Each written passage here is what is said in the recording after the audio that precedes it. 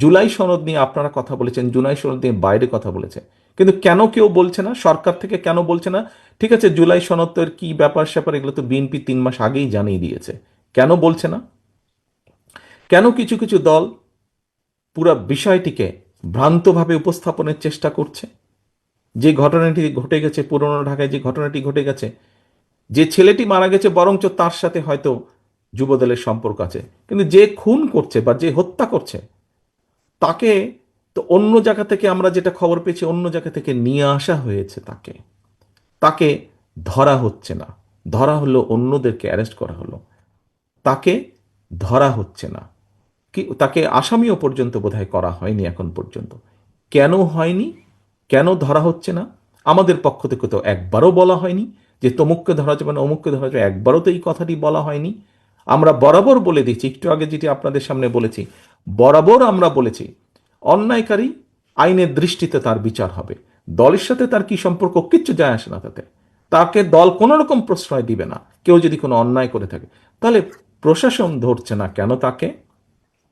আমাদের এখানে রিজভী আহমেদ সাহেব পরিষ্কার বলেছেন, দলীয় অবস্থান থেকে আমাদের যা যা করা প্রয়োজন আমরা প্রত্যেকটি, যেটি যেটি জেনেছি, তদন্তের পরে যাদের যাদের সম্পর্কে প্রমাণিত হয়েছে অভিযোগ, আমরা আমাদের দলীয় অবস্থান থেকে তাদের বিরুদ্ধে ব্যবস্থা গ্রহণ করেছি। আইন শৃঙ্খলা বাহিনী কেন তাহলে বসে আছে?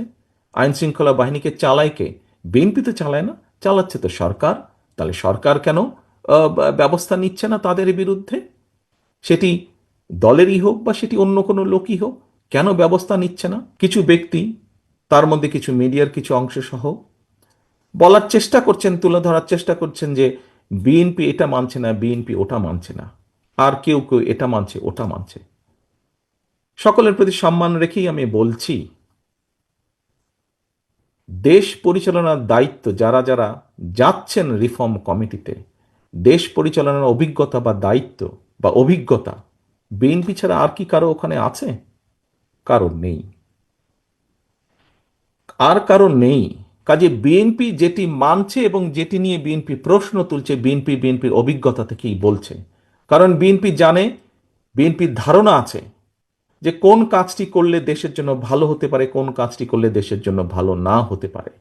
বিএনপির দায়িত্ববোধ আছে। দায়িত্ববোধ আছে বলেই বিএনপির অবজারভেশনগুলো তুলে ধরছে, বিএনপির আপত্তিগুলো তুলে ধরছে। যার কোনো দায়িত্ববোধ নাই তাকে তো যদি বলে যে তোমাকে হিমালয় পর্বত নিতে হবে মাথায়, সে বলবে হ্যাঁ নিব মাথায়। কিন্তু হিমালয় পর্বতকে তো মাথায় তোলা যায় না। যার দায়িত্ববোধ নাই, কাঁধে যার দায়িত্ব পড়ার কোনো কারণ নেই, কাঁধে যার দায়িত্ব নেবার কোনো কারণ নেই, সে তো সব কিছুই করে ফেলতে পারবে।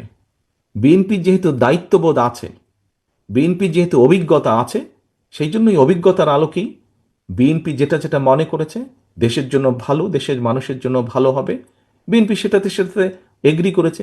বিএনপি যেটাতে যেটাতে মনে করেছে যে আলোচনার মাধ্যমে সংসদে, আগামী সংসদে আলোচনার মাধ্যমে করে ফেলা যাবে, কাজটি আলোচনার মাধ্যমে আমরা করব, বিএনপি সেভাবেই প্রস্তাব উপস্থাপন করেছে।